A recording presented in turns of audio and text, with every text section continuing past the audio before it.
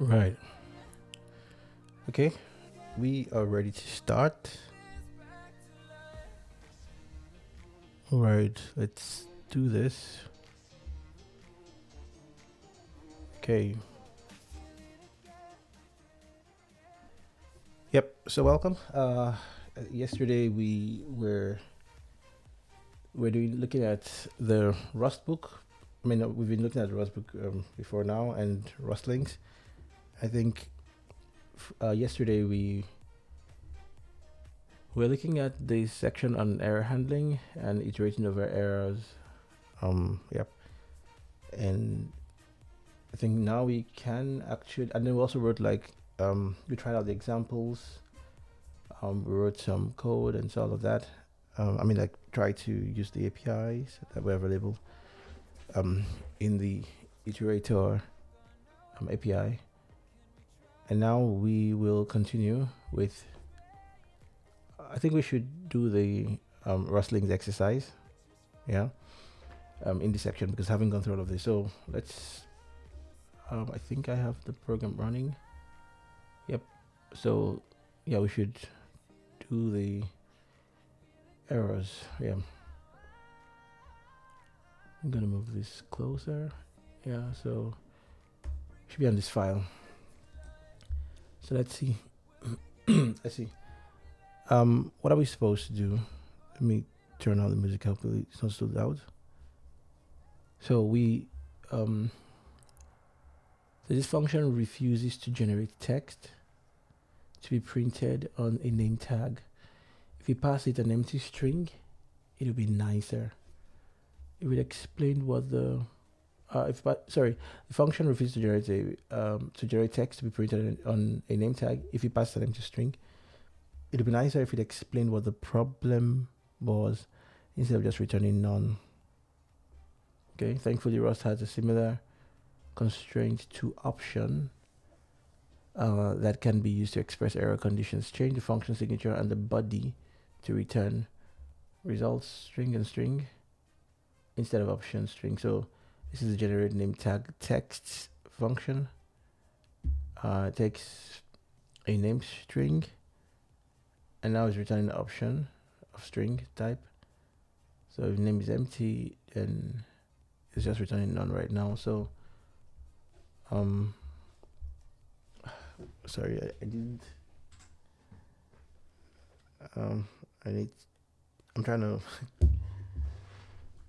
yeah, I use the same desk for two different setups. So I just need to get my custom keyboard on.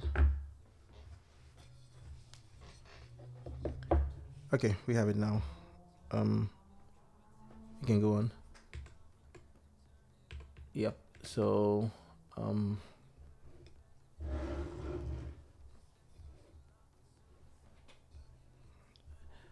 all right. So we need to have a result. Actually, let's have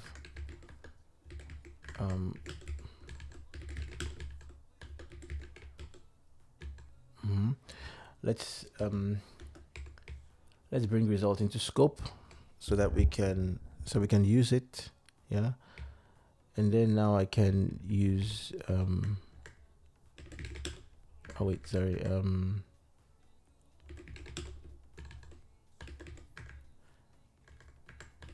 I can actually just return result. I use result, but wait, do I even need to do that? I don't think so, right? Yeah, it's already available, yeah. So we can do result a string, and it says it wants us to return a string as well. We can do that. So basically, if name is empty, is returning none. So we can this can be error, and then we say empty names are not allowed. And then here should be okay, and then that. Yeah, and with smart types, y. Oh yeah, this should be a string.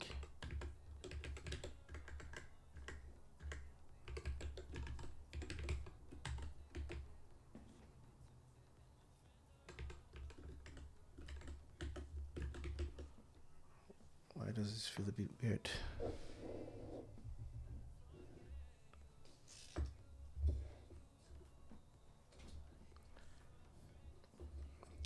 My fingers don't feel don't feel rested on the keyboard. I don't know, and maybe I'm just getting used to the regular setup. All right, so I think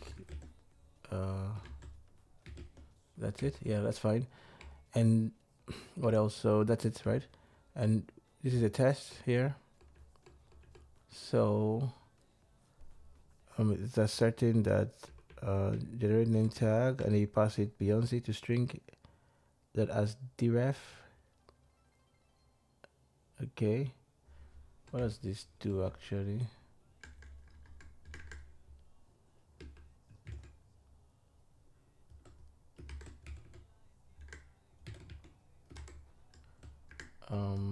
Wait, yep, it converts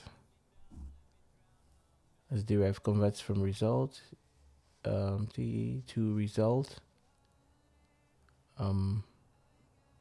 a reference to the type as deref, so it coerces the OK variant to the original result. Okay, I think the example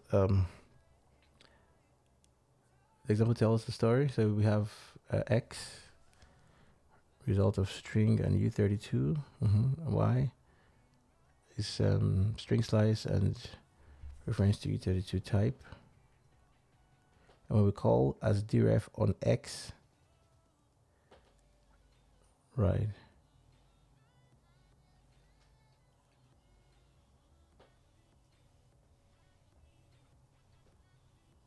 okay.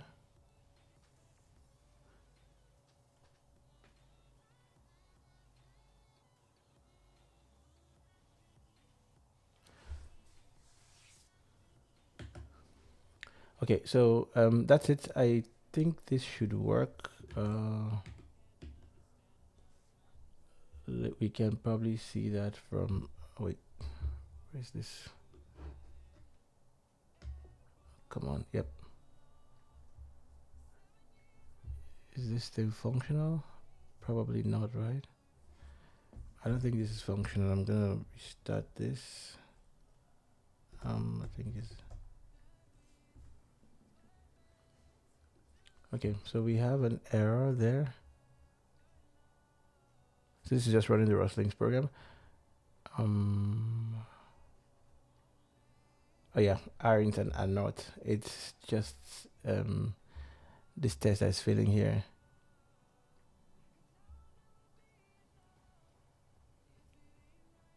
Aren't allowed. That's all. That's just it. So we can.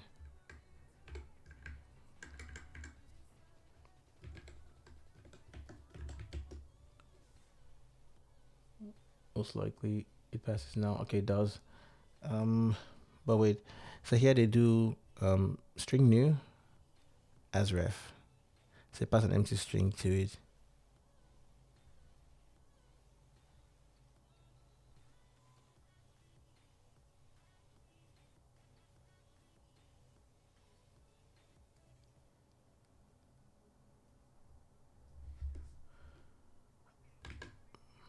I want to see what this will do. I mean, what if I don't do that?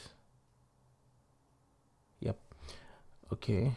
Cannot return value referencing function parameter. Cannot return value referencing function parameter e.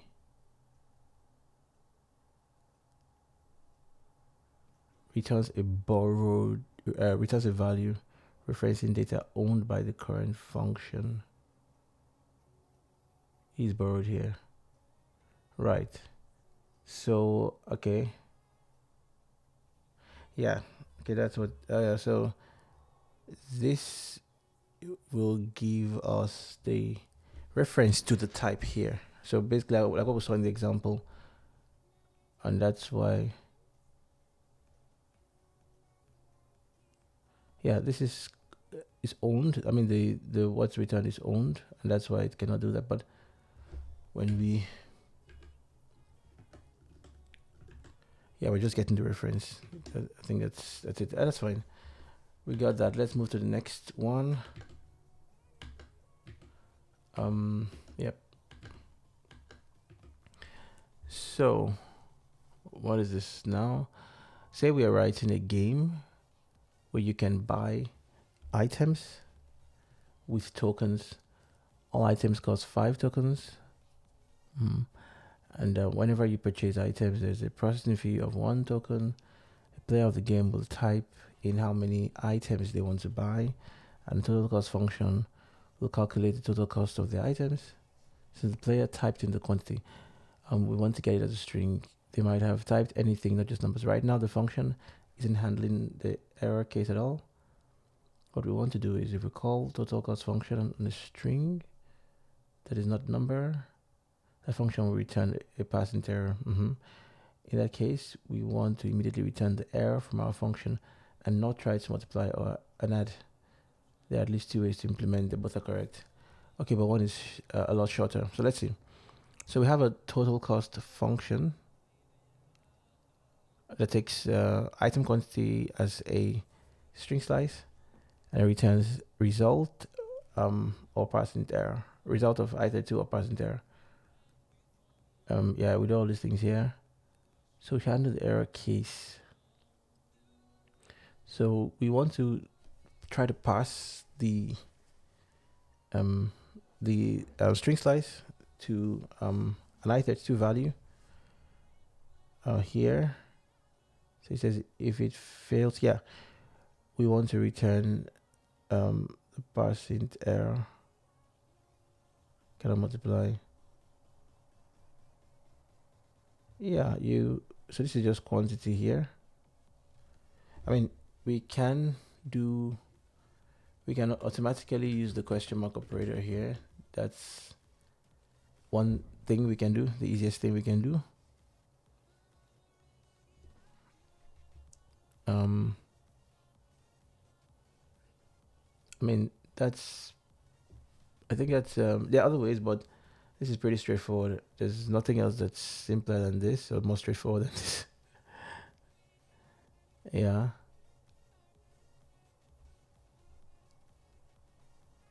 Okay. So let's go to the next one. Does this work? Yep. Okay. Let's do the next one.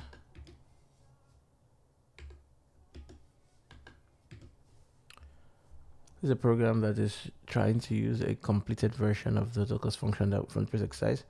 It's not working though. Why not? We should fix it.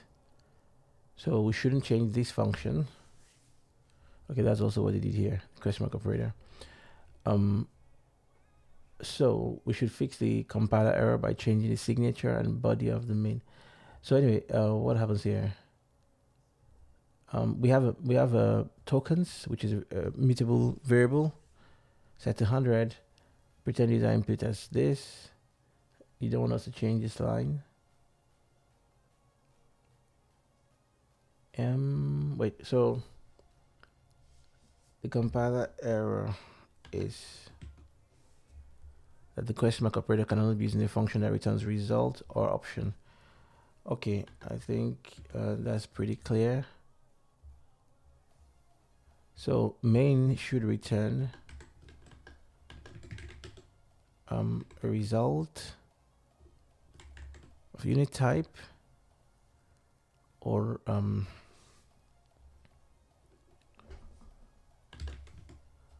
box type.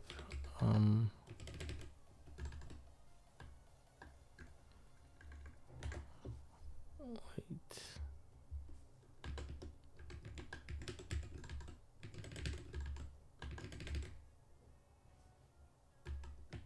Actually, we can return passing error already, right? We don't need to say it's error, but that's also fine.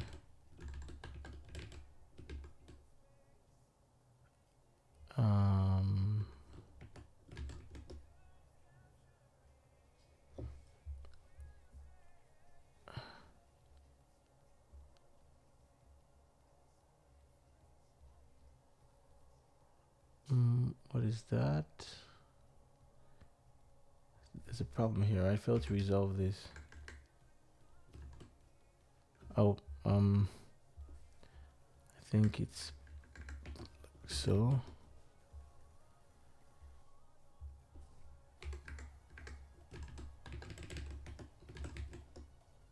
Yeah, and then what's here? Mismatch types.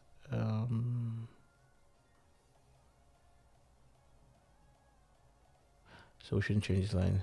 I mean, here we can do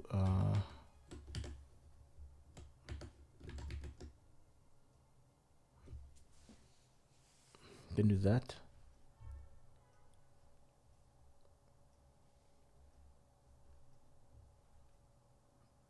Why not? And what is the issue here? Oh yeah, it's slow. Okay, and then we do the next. Let's see.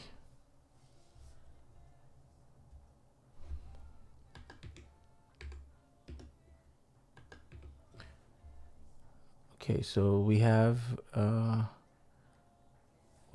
enum creation error which has two variants, two variants, negative and 0. Which uses the uses partial equal and debug traits. We also have positive non-zero integer struct, yeah, Vue64,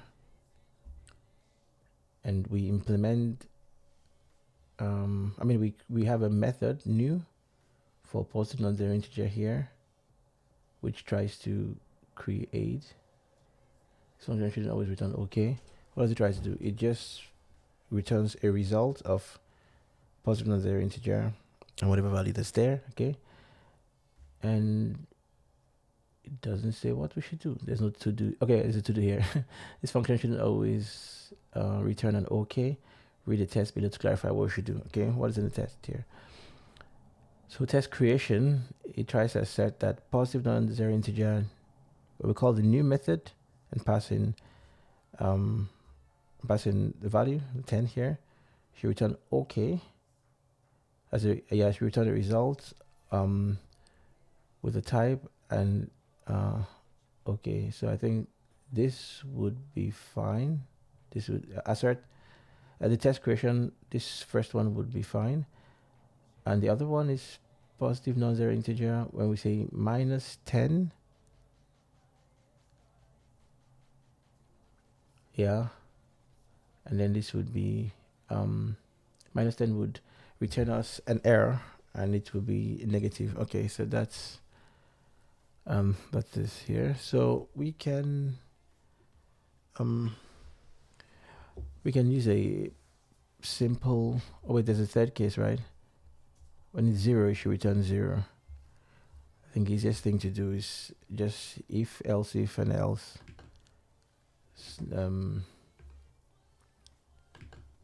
Okay, so I mean, I was thinking about a match, but I think I mean, let's first do if else. Maybe we can do the match one as well. So if value is positive, yeah, then we want to, for some weird reason, my PC is just slow, probably because it's been running for days. I don't know. Yeah, so if it's positive, we should return okay. Yeah, that's fine. else if value is 0, yeah, then we want to return, so it's an error, creation 0, okay. Oh, sorry, it's an error, yeah, and it's I think we use self there, right?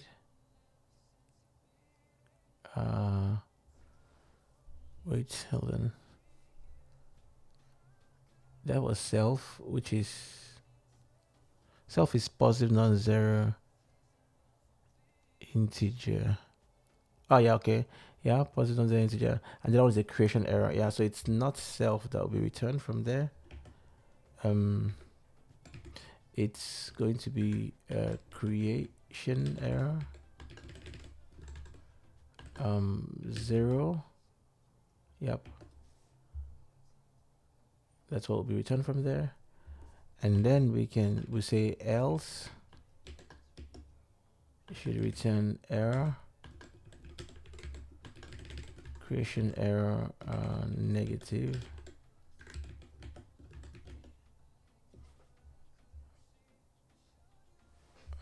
Okay, so that's done. Now the next thing,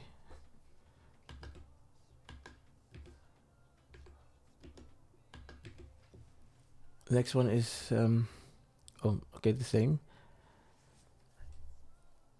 They use a match for, okay, that's for but implement display trait. Okay, that's fine. But let's see. This exercise is an altered version of the other one. It uses some concepts that we won't get to until later in the course, like box and the from trait. It's not important to understand them in detail right now, but you can read them ahead if you like. For now, think of boxed in whatever as an I want anything that does that type. Okay.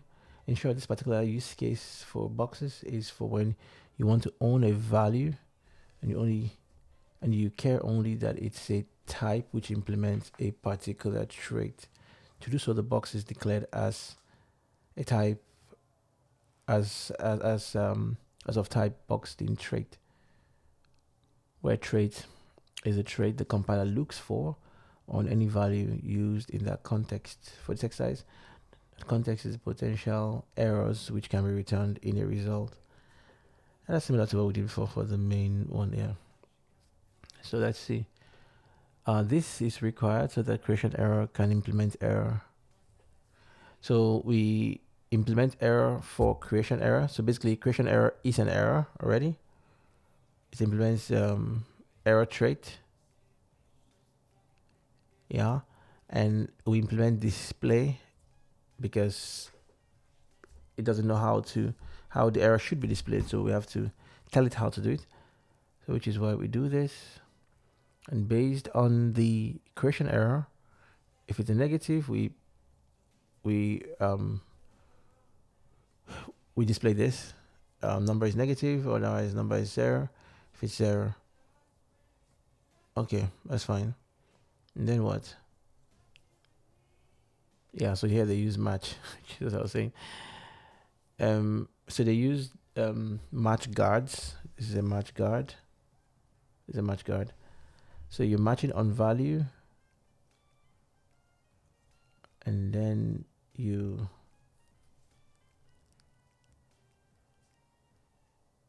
right.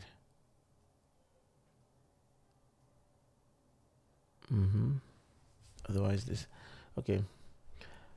So to do, we should add the correct return type. Come on, we already did this before.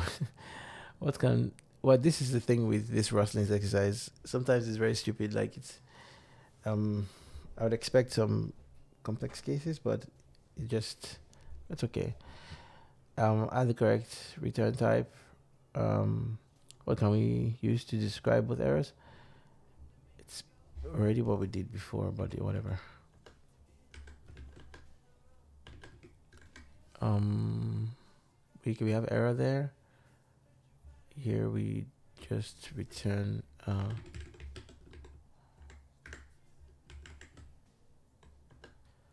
and this will be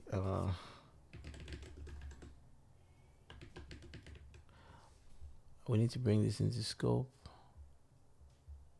I mean, we anyway have error here.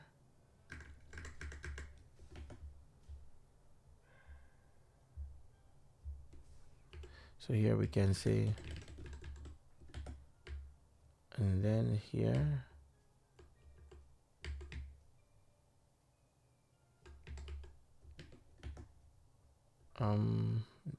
no, I think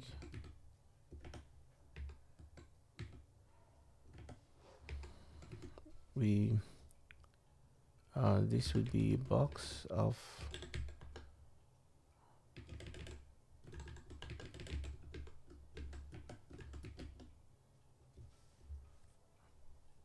that's it.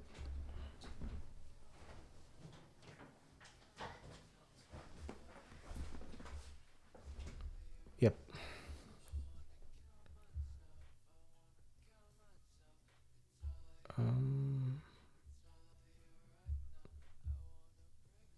Don't tell me that you're still loading this thing. I'm trying to figure. I think it's finished, right? 5 is 0 is 5. Okay, so we should go to the next one. Remind me later, please.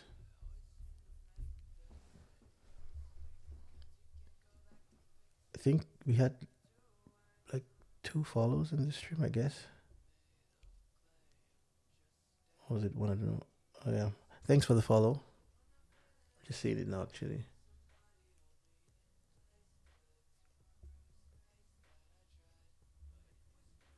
Okay. All right. So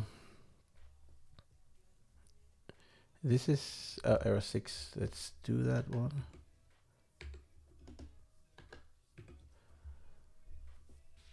All right. So using catch-all error types like boxed-in error is not recommended for library code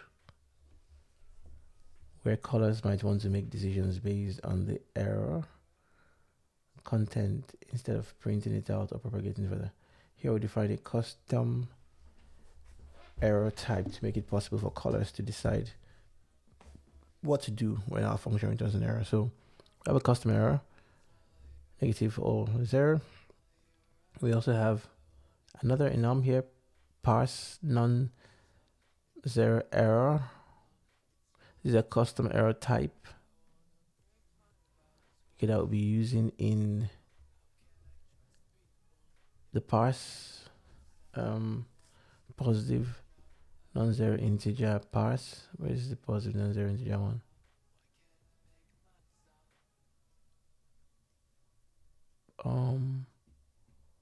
I mean, I don't know. I haven't seen that yet. Anyway, and then we implement parse positive non-zero error. And we have a from creation method, which takes an error, which is it takes a custom error, and then it creates a creation error from it. That's it.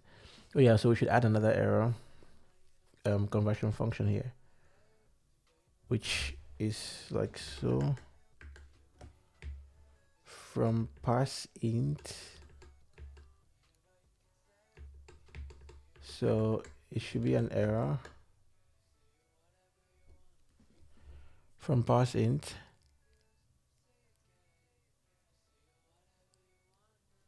The other one was taking a creation error from parse int. That's like a parse. Yep, probably what we want to do here is a parse non-zero error.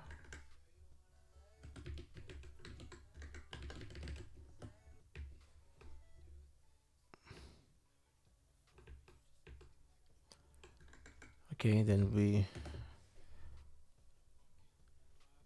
let's see. Let's look at the code and see what it looks like.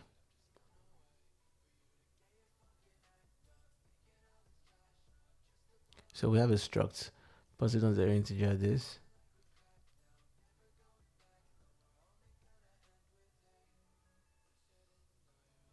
Okay.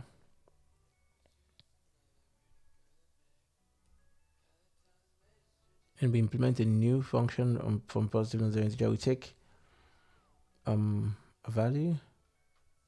It returns a result of positive non-zero integer or creation error. And it matches and returns whatever it is there. And there's a parse, okay? So this is where it starts. So there's a parse method. And based on the string, return either a positive non-zero integer or a parse positive non-zero error. Exactly what I thought, which is why this makes sense for it to be like this. Okay. We should change. Yeah, so this is where we're calling the from. Wait, why are we calling from creation here? So we should change this to return an appropriate error instead of panicking when parse returns an error. So here, so we try to parse this.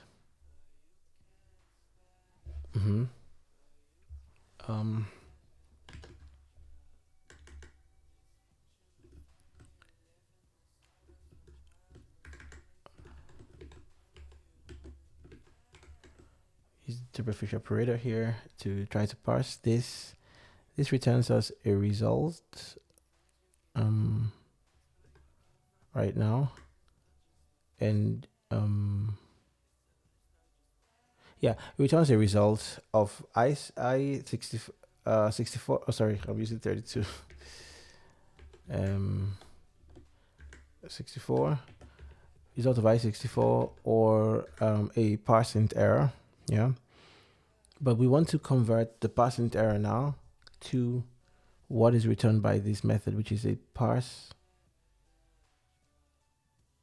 Yeah, which is going to be a parse POS, a pos non-zero error. So let's see. Yeah, so we need to call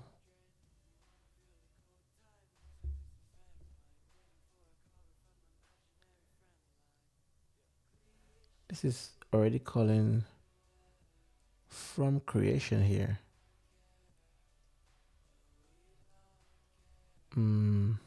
This is going to return this, and it will map the error to an error from creation, right?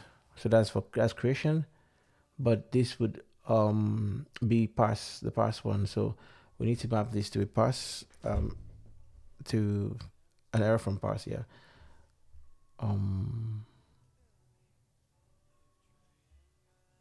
We can use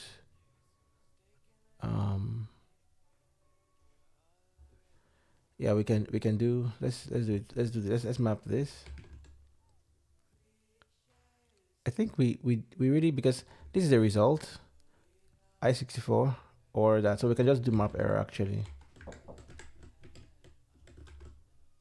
Sorry, 1 second.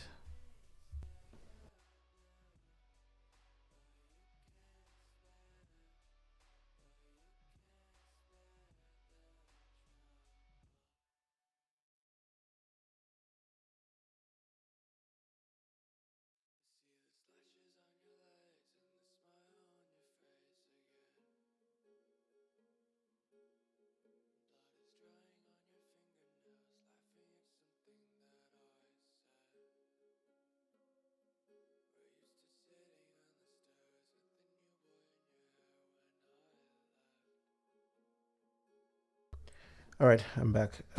So we can map error here, and we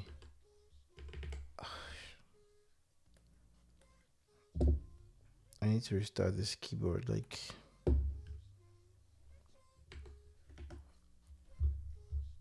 Okay, so are you back? Yep. All right, so so yeah, this is the error, which is a parsing error, and it needs to be transformed to a parse pause non zero error. I think we have like some methods. Wait, we have a from parse int.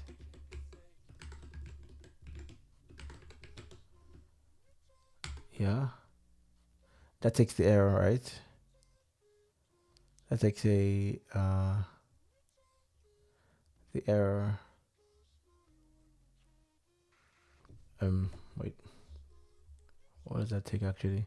It takes the error, which is a parse error, and that error parse.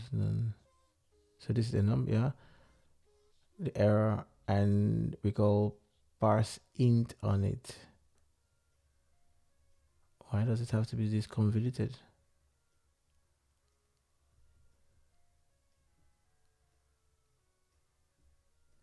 Actually, I think, yeah, this is writing it in full, but I think we can write this. We can omit all of that and do it just like this. But let's write it in full first. So we will call parse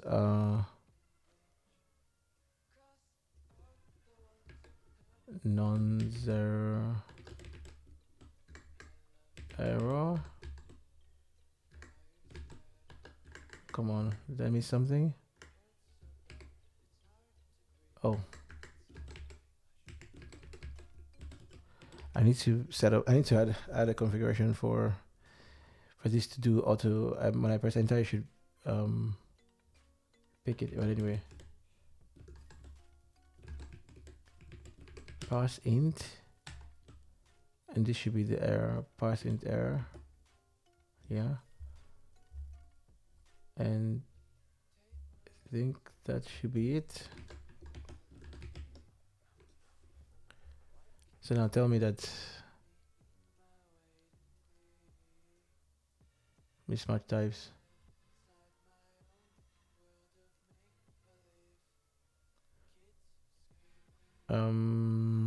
Wait.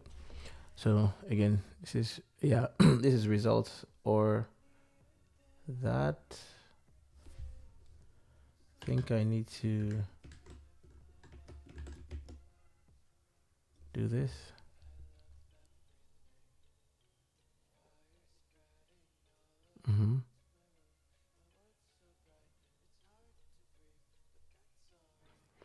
So I was saying that I think we can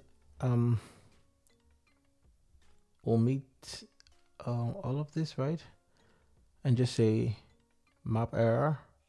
We know the error is a parsing error. And if we call, let's see if that works actually. I think it will. Oh, what have I done here?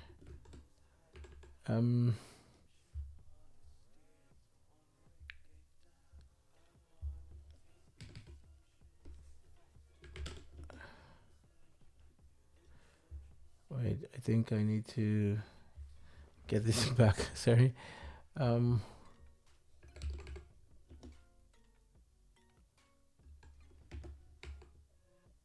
were we doing that again? I think it was here, right? I believe.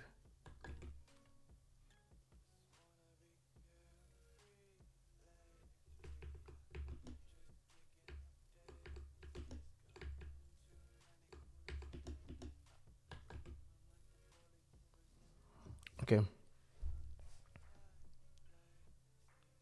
So, yeah, I was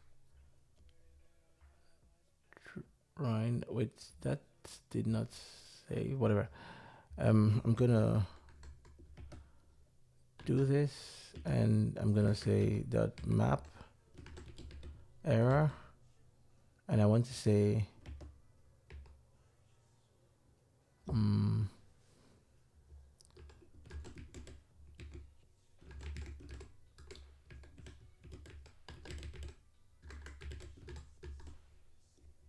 Okay.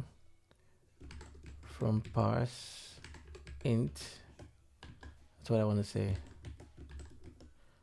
Is it able to automatically bind this?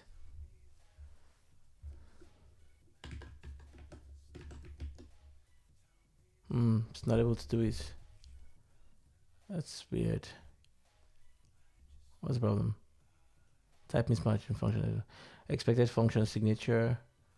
Should take a parse int error, but you already know it's a I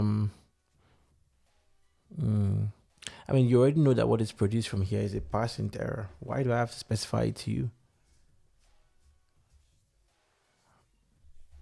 Whatever. I would expect that to work, to be honest.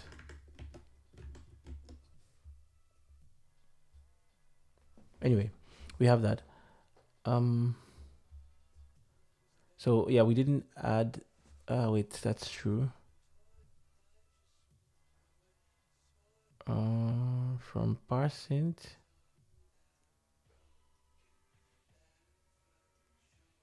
Yeah.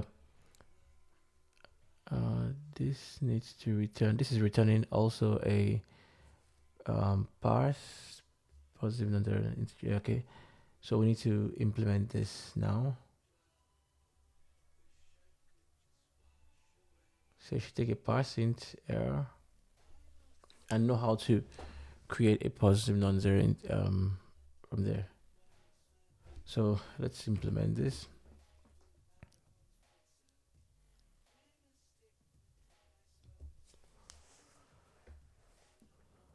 Okay.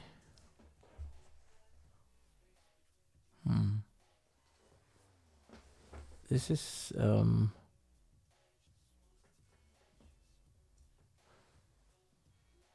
mean, it just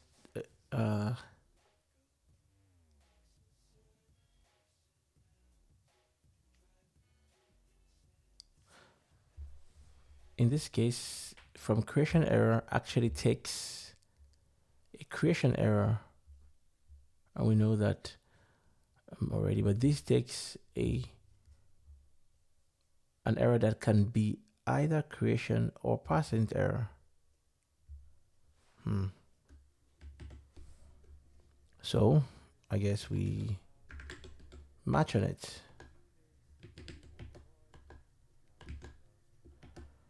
We match on the error. Yeah.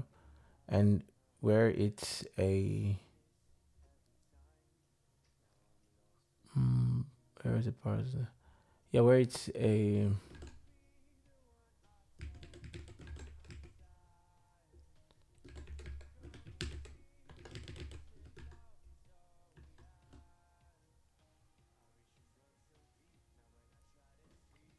where it's a parse.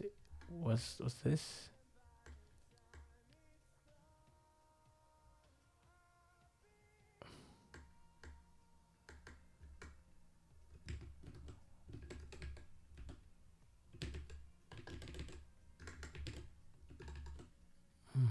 So what is all right? Yeah, where it's a parse int and the error is whatever that is there, then yeah, then we want to return a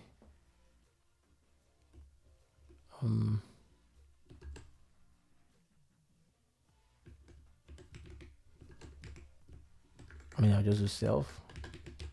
Can I? Yep.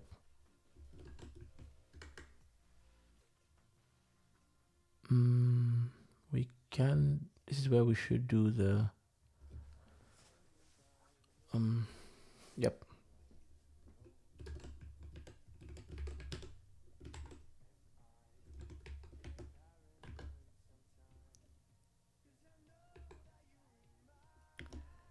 I mean, whatever else it is.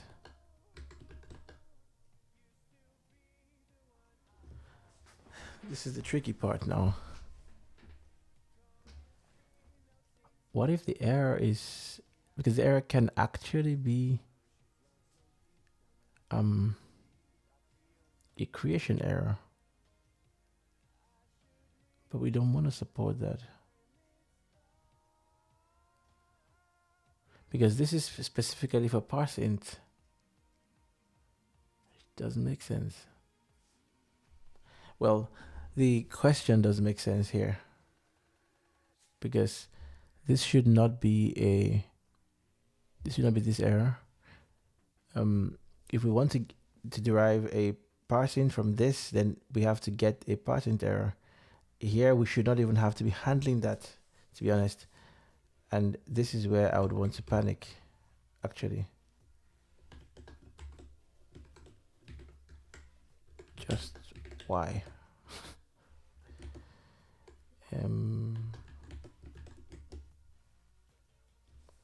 Oh, should remove semicolon. What?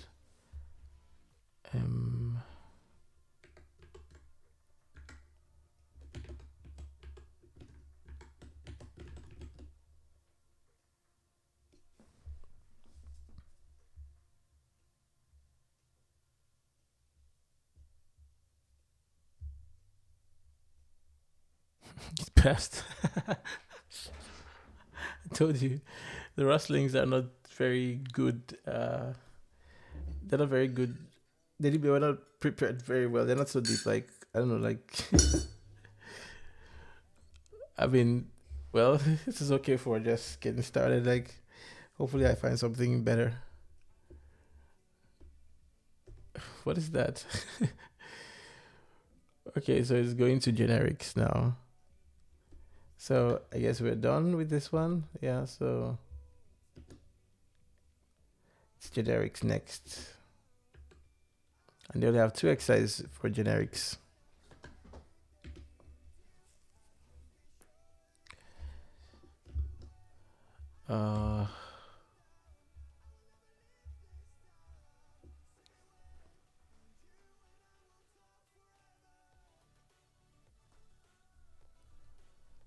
I mean, we already did generics before.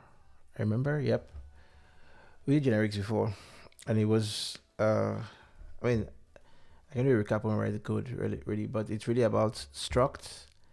How to define your generic type parameter before you use it, and then enums as well. Sorry, not yeah, for enums and for functions, like so, for methods as well. That's what's here, and then what else is it? This is for enums.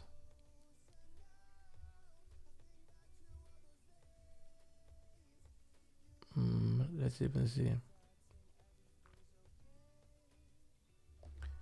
Yeah, we've done generics. Shared behavior with traits. We've looked at traits. And how that they have like default implementations. Yeah. Trait bounds. We looked at trait bounds. How you implement the trait bound. Here you would define the you would define the type parameter, specify the trait bound, which is the trait itself, and then you can use it. This is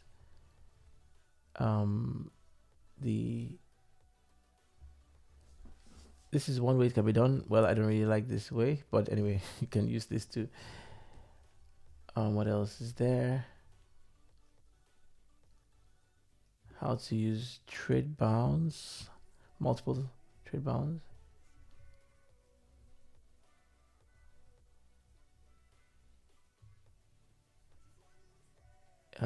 This is still under generics actually. Lifetimes and lifetime elision rules.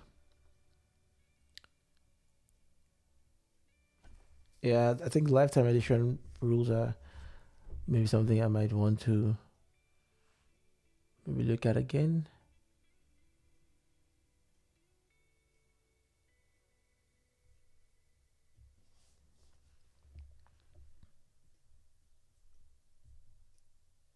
Yeah, I think I also recall that, to be honest. I think we wouldn't do this. We would when we use it in practice. Yeah, when we get to it, we can reference it. We have to move on. Okay, so this is bounds. What is this one?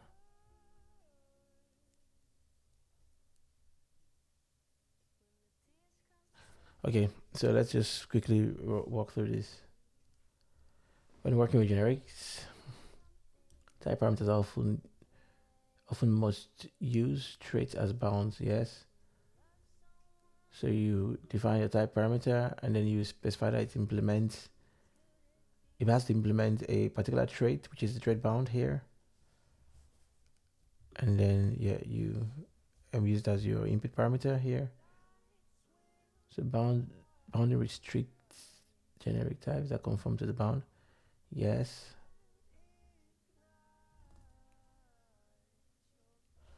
You can also use it for structs.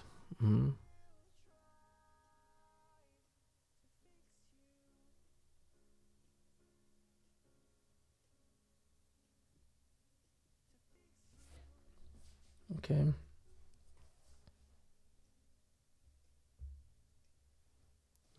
So generic instances are allowed. Another effect of bounding is that generic instances are allowed to access the methods of traits specified in the bounds. Yes. For example, a trait which implements the print marker. Okay. We have a trait has area with a function area. And then you have a rectangle struct. Then you implement has area for rectangle. Now you have a triangle.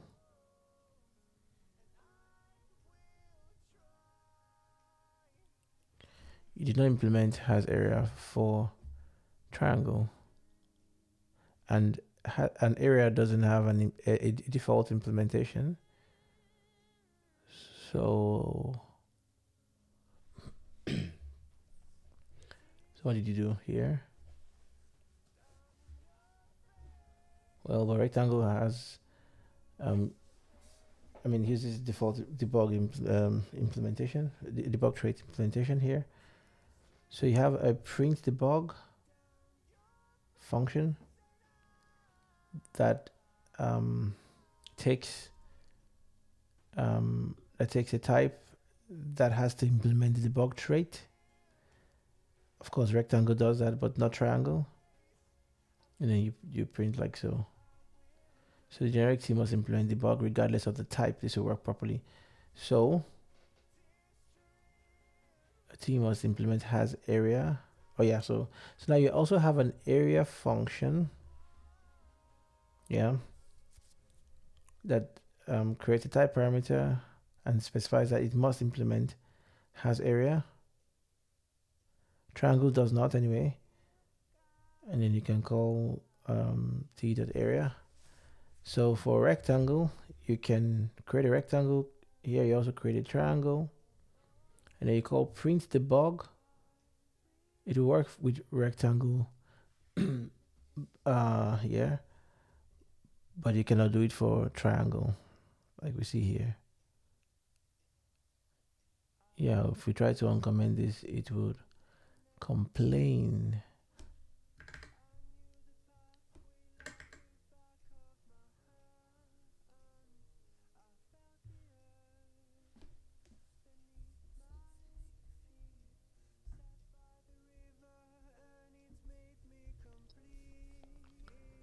Okay.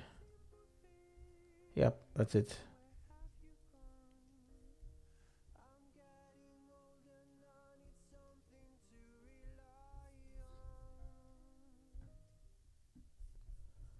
Right.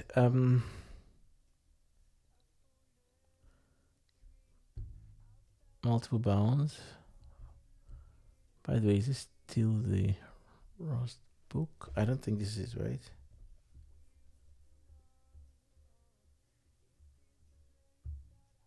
Okay. Yes. So multiple bounds, we can specify them using the plus.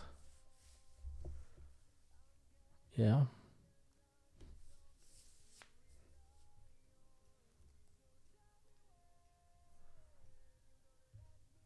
Also the where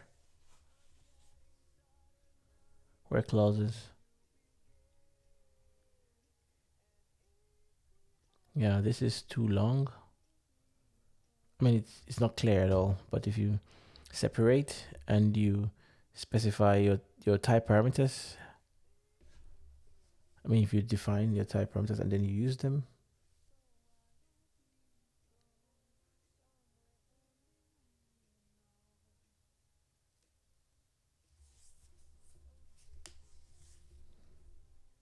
you can then specify the where here, like so, which is much better, much cleaner.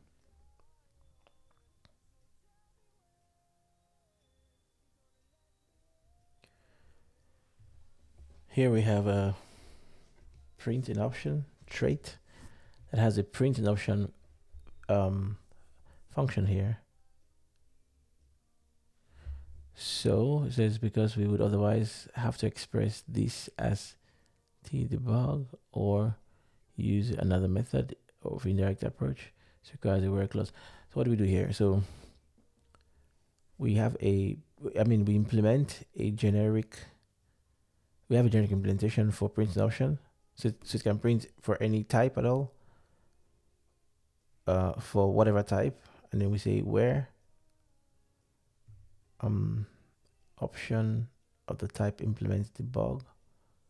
We want option of type to implement debug as our bound because that is what's being printed. And then our function is here, and we print some of this. So we can have a vector like so. Yeah, because so you mean option of the vector type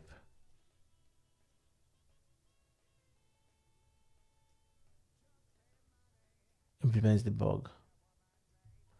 So why this will work, right?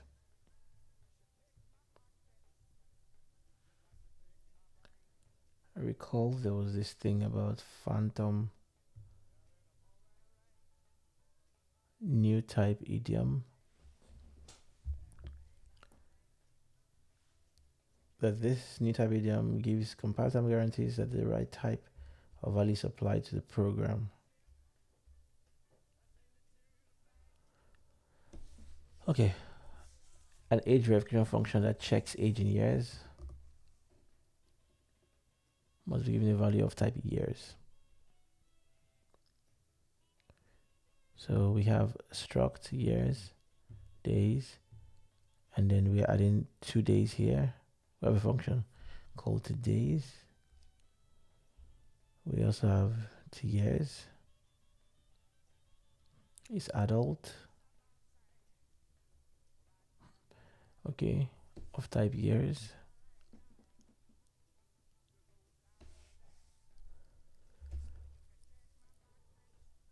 New type idiom. The new type, what is that here now?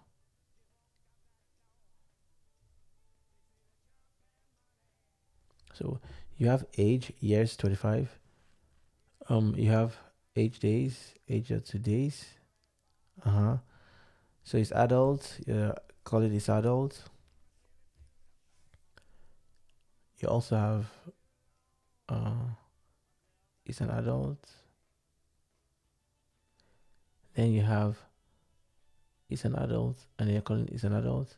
Reference to age, days. If we call to days, it's going to be days. Yeah, today's returns us days. I will call this, but it's adult takes years. Is that what you mean?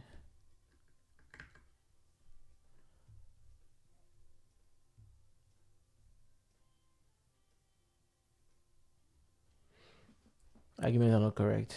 Yeah. So it's expecting years and we give it days. So is that so to obtain the new type's value as the base type, you must use the tuple or the structure in syntax like so.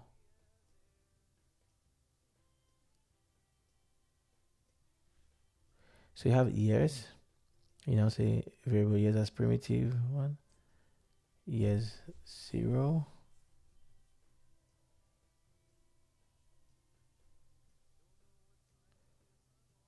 Okay. Oh, that's to get the value right. So to get the value in the struct, we use a tuple. Okay. So it's basically a tuple. And then we can do this is for destructuring. So we expand years. We say let years be destructured into years and then this. Okay. That's fine. So we used to get a new types value. Okay. Get that one.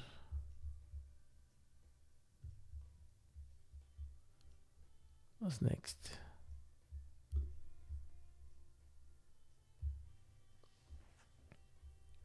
Associated items. First, a set of rules pertaining to items of various types. It's an extension to trait generics. Allows traits to internally define new items. One such item is called associated type, providing simple usage when trait is generic. Well, you didn't talk much about this.